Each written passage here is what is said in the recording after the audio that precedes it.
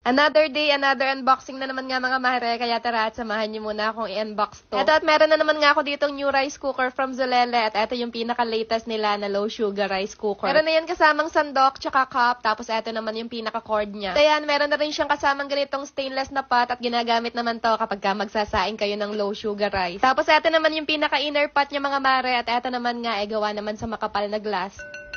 Kaya ginamit ko na rin nga siya kagad. Bale, eto pala mga mare, 3 liters na yung capacity. Nandito sa taas yung buttons and functions niya. Then pagkasaksak, tap nyo lang tong menu hanggang sa tumapat yung ilaw dun sa function na gusto nyo. Pinili ko lang yung multi-grain rice dahil ayun nga yung function kapag ka magsasaing ka. Di nga lang sinaing yung pwede nyong lutuin dito mga mare dahil pwede nga rin kayo magluto dito ng mga sinabawan, lugaw at iba pa. Ang ganda nga din itong pag-gold accent dito sa may bandang taas at ang perfect lang din talaga ng combination ng kulay niya. Tapos ayan at nakakasatisfy din tingnan habang naluluto yung sinaing mo dyan. Ang perfect nga lang din ang pagkasaing dito, pantay na pantay talaga yung